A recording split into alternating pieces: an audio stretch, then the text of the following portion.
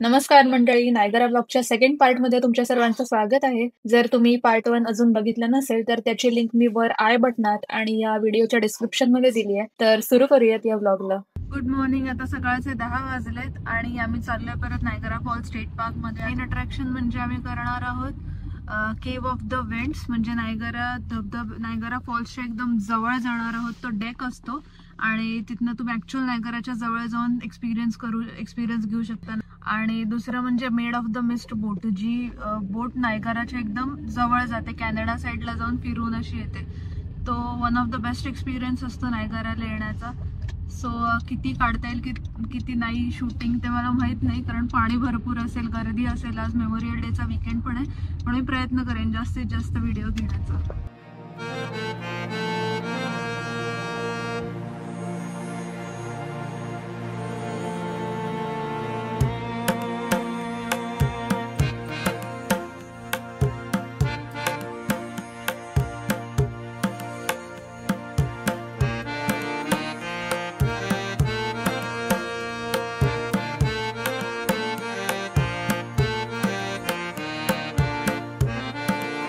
तिकडे दूर दूर असं धुक्यासारखं दिसतंय. That is Niagara false.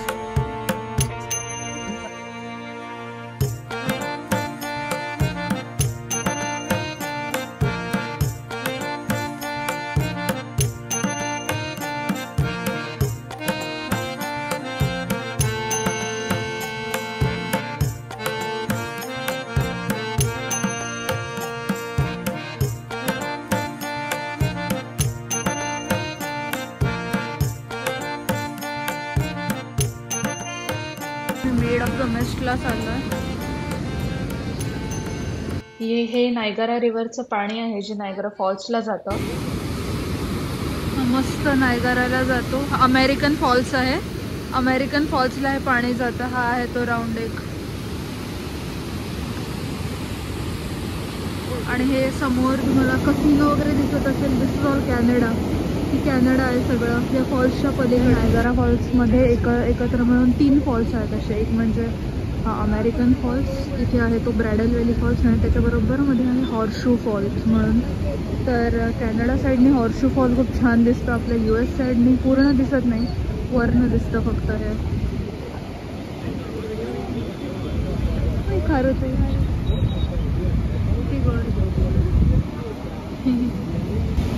आता ऑब्झर्वेशन डेकला जाऊया, जिथनं maid of the mist boat ride start होते. सुंदर. हा, इथे made of the mist.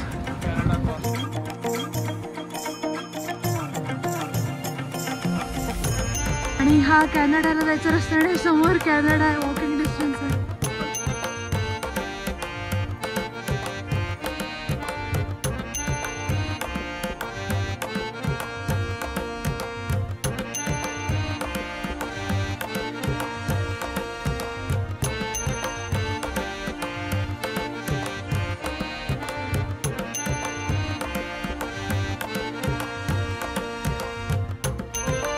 Spot मिळाला आम्हाला कडेचा.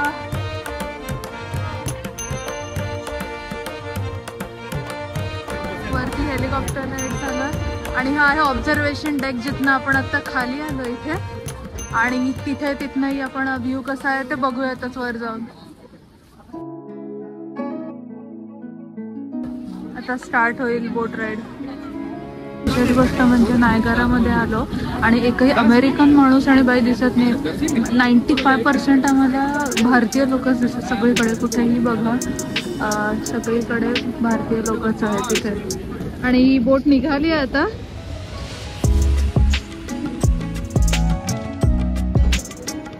हा अमेरिकन फॉल्स आहे. हा अमेरिकन फॉल्स आहे. आणि हे आहे ते मेड ऑफ द मिस्ट पायऱ्या.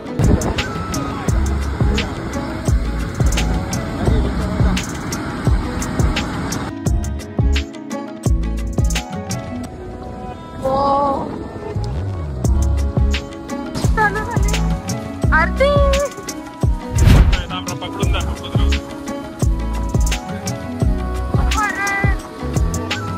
हे आहे ते केव्ह ऑफ द विंड. बापरे, फॉल्स एकदम खाली. फॉल्सच्या मध्येच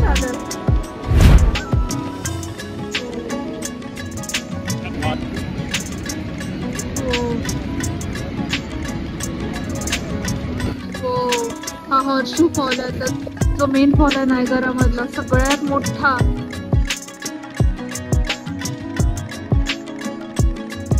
बोट हळूहळू फॉल्सच्या दिशेने सरकत होती आणि जसजशी ती जवळ जायला लागली तसतसा पाण्याचा आवाजही वाढायला लागला. डोळ्यासमोर फक्त शुभ्र धुकं आणि कानात पाण्याचा गडगडाट. त्या क्षणी हे जाणवलं की आपण फक्त धबधबा बघत नाहीये, पण निसर्गाच्या ताकदीत शिरत आहोत. वारं खूप वेगाने वाहत होतं आणि थोड्या वेळासाठी हे दृश्य बघून खरंच भीती वाटली. या मोमेंटला व्हिडिओ शूट करणं हे थोडं अवघड होत होतं, पण त्या गडगडाटाच्या एका आवाजामध्येही एक विलक्षण शांतता होती. एक अशी अनुभूती जी शब्दांमध्ये सांगता येत नाही.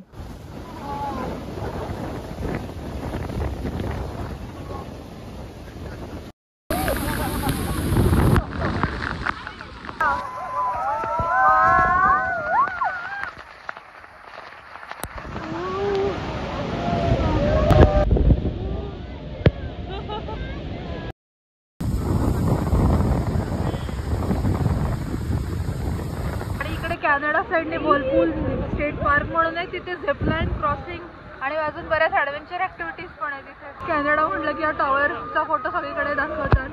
कसिनो,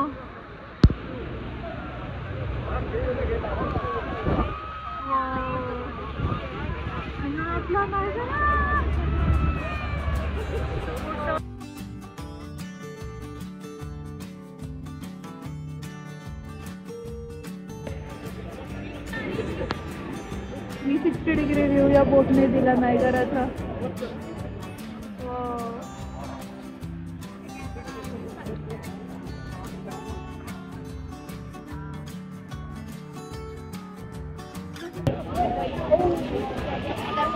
या कॅनडाच्या बोट्स आहेत आणि त्यांचे पिंक पॉन्चोज.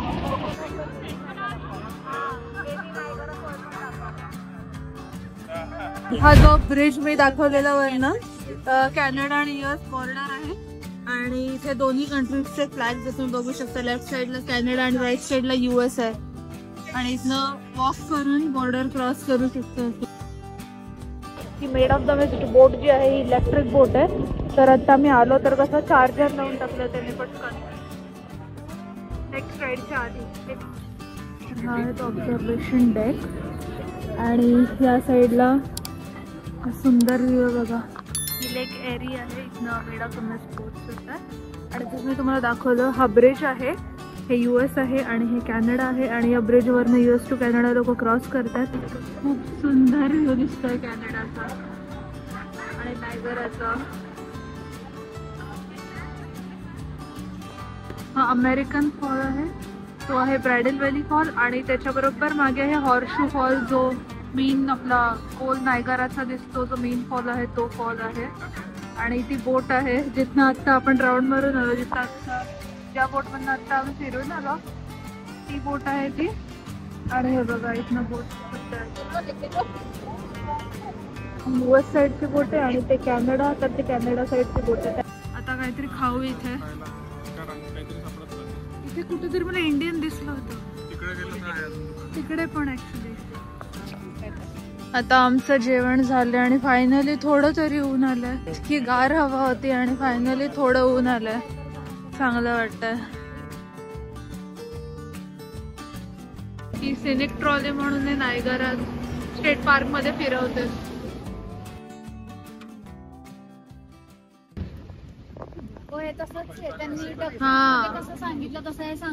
डक टूर सारखं ते नायगरा फॉल स्टेट पार्क मध्ये फिरवते पूर्ण.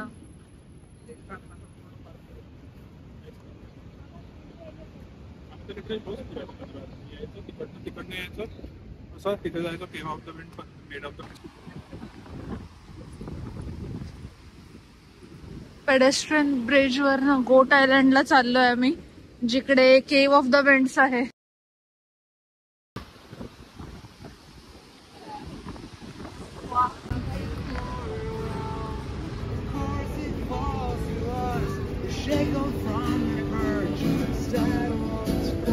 केव्ह ऑफ द विंड्स कडे जाता जाता आमचे 20,000 स्टेप्स कधी कंप्लीट झाले ते कळालंच नाही.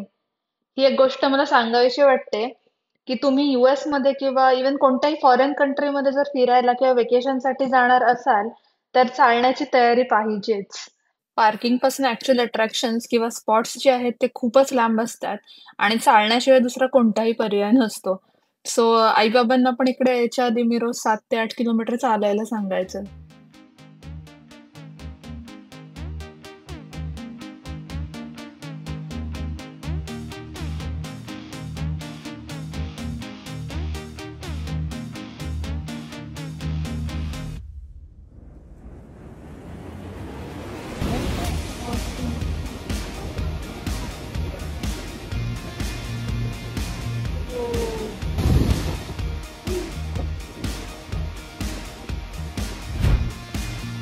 तर केव्ह ऑफ विंड्सला जायच्या आधी आम्ही थोडासा वेळ काढून टेरापिन पॉइंटला गेलो आणि खरंच काय भन्नाट जागा आहे ही.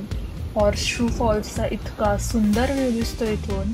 इथे उभा राहून एकदम सिनेमॅटिक फील आला आणि असं वाटलं की आपण कुठल्या तरी ॲडव्हेंचरस मूवीमध्येच आहोत.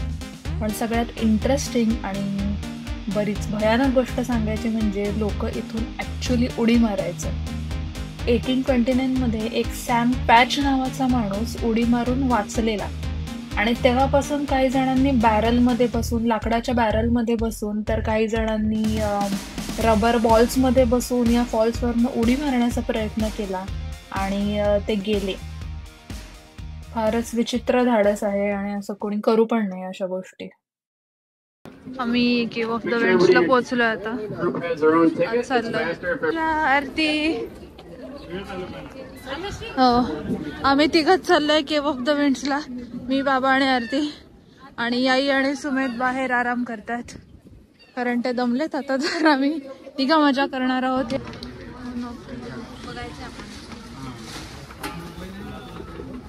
At the bottom of the river below the falls where you could walk over it, and that's what they did in the 1800s.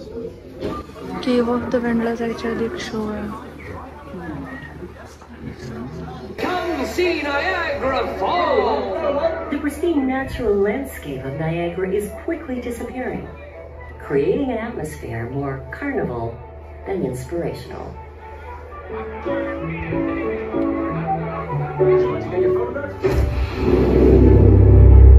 Soiled smokestacks and dismal factories mar the beauty of the 5 वाजून गेले संध्याकाळचे आणि मी, बाबा आणि आरती लाईनीत थांबलो. Cave of the विंड्सला खूप थंडी वाढली आणि रांग काही पुढे जात नाही. खूप कंटाळ येतो. असं वाटते आई आणि सुमित सुखी आहेत जे बाहेर बसले आरामात. आणि आता भीती वाटते मला कारण थंडीत जायचं आहे. तर ती आरती पॅक होऊन बसली आहे. आता आम्हाला इथे केव्ह ऑफ द विंड्सला आत आलो फायनली अर्ध्या तासाने. आणि आता आम्हाला इथे येल्लो पॉन्चोस दिलेत. आता हे घालायचं. काढ चिटकलंय हे. आणि आरतीचा स्ट्रगल पॉन्चो उघडताना. दर आता मी पॉन्चोस घातलेले आहेत आणि केव्ह ऑफ द विंड्सला चाललोय 3 जण. मला वाटलं आज मिळतं की नाही. अर्धा तास थांबावं लागलं बाहेर. आम्ही दमलो पण आहे आता. बघू एक परत एनर्जी येते का. नायगराला पुन्हा एकदा जवळनं बघून सगळे लोक भिजून येत आहेत. हा अमेरिकन फॉल्स आहे त्याच्या जवळ.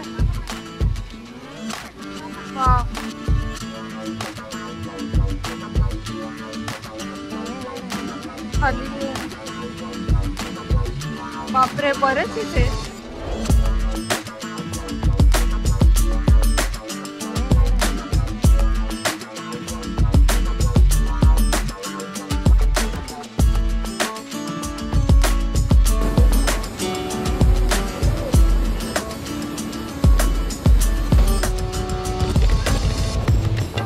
सुंदर धबधबा आहे.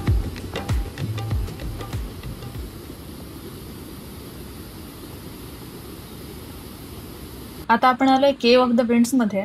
तुम्हाला हे नाव ऐकून वाटत असेल की नायगरामध्ये गुफा कुठनं आली, पण ती खरंच आहे. आम्ही आता ज्या लिफ्टने इथे वॉटरफॉलच्या पायथ्याशी आलो ते त्या गुफेतनच. एक लिफ्ट जवळपास 175 फूट खाली घेऊन जाते आणि तिथून सुरू होतो हा भन्नाट ट्रेक. सगळीकडे ओले लाकडी पूल, त्याच्यावरनं चालायचं, वॉटरफॉलच्या पायथ्याशी जायचं आणि भरपूर पाण्याचा मारा सहन करायचा. हा रस्ता कसा तयार झाला याची एक इंटरेस्टिंग स्टोरी आहे. निकोला टेस्ला नावाचा एक सायंटिस्ट आणि इलेक्ट्रिकल इंजिनियर होता ज्याने हे सगळं केलं. त्यांना नायगराच्या पायथ्याशी जायला रस्ता बनवायचा होता, पण या डोंगराची ब्युटी सुद्धा घालवायची नव्हती. सो निकोला टेस्ला आणि त्यांच्या 2 इंजिनियर्सनी मिळून नायगराच्या डोंगराची नैसर्गिक रचना बिघडू नये म्हणून हा डोंगर न फोडता आणि जास्त मशीन्स न वापरता वॉटरफॉलच्या पायथ्याशी जाण्यासाठी हा 300 फूट खड्डा फक्त हाताने खोदला आणि त्यात ही लिफ्ट बसवली. हे नुसतं टेक्निकली इम्प्रेसिव्हच नाही तर नेचरची रिस्पेक्ट करून सायन्स वापरलं.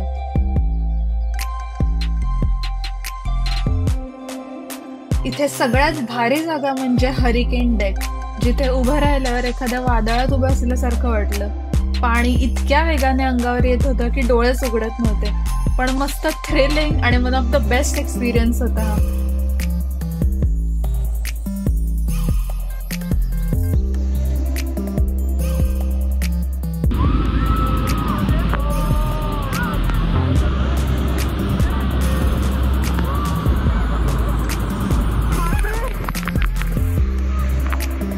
आणि फायनली आता मी हरिकेन डेकला पोचले.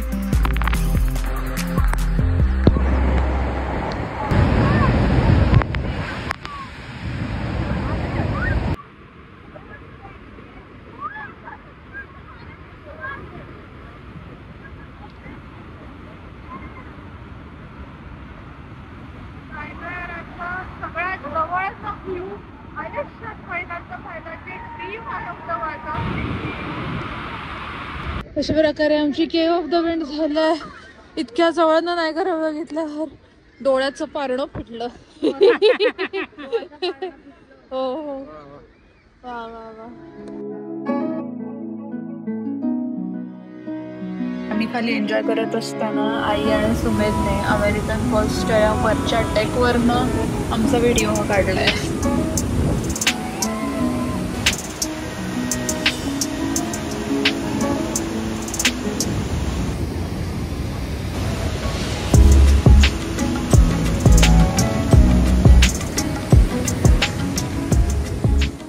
नायगरा फक्त सुंदरच नसून इलेक्ट्रिसिटी जनरेट करायची फॅक्टरी सुद्धा आहे. निकोला टेस्लाने इथेच AC करंट म्हणजेच अल्टरनेटिंग करंट यूज करून या वॉटरफॉलच्या पाण्याचा वेग वापरून इलेक्ट्रिसिटी जनरेट करायची जी कल्पना आहे ती प्रत्यक्षात आणली. आणि आजही या नायगरा फॉल्समुळे लाखो घरांमध्ये वीज पोहोचते. जेवणासाठी चाललोय. तुम्हाला बाहेर उजेड दिसत असेल तर गेस करा किती वाजले. रात्रीचे 8. आणि या लोकांना, या तिघांना बिलीवच होत नाही म्हणतात अरे एवढं लवकर कसं जेवायचं. अंधार जरी पडला नसला तरी जेवणाची वेळ झालेली आहे. तर आता आम्हाला एक जायका नावाचं इंडियन रेस्टॉरंट सापडलं आणि तिकडे इंडियन बुफे आहे.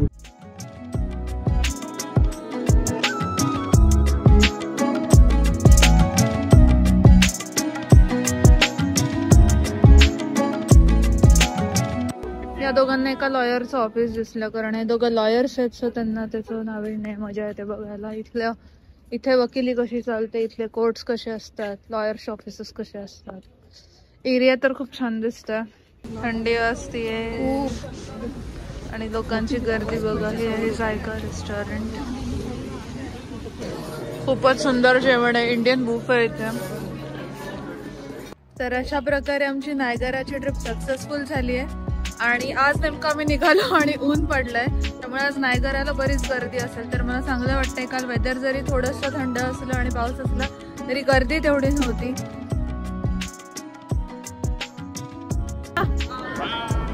गणपती बाप्पा मोरया. अजून एक गोष्ट मी बघितली म्हणजे इथे बघा 12th स्ट्रीट. इथे प्रत्येक गल्ल्यांना, स्ट्रीट्सला जशी बॉस्टन मध्ये किंवा बाकीच्या US स्टेट्स मध्ये नावं असतात, तसं इथे नायगरामध्ये नंबर आहेत. जशी इकडे बघा 13th स्ट्रीट आहे, 16th स्ट्रीट आहे. हे गॅस स्टेशन आहे आणि इकडे ठिकठिकाणी मला आवडलं म्हणजे paper, aluminium cans, plastic and glass असे 3 वेगवेगळे डस्टबिन्स, रिसायकल बिन्स जे आहेत ते ठेवलेले आहेत. सो कचऱ्याचं सेग्रिगेशन साठी. आणि इथे असा आउटडोअर सिटिंग एरिया पण आहे.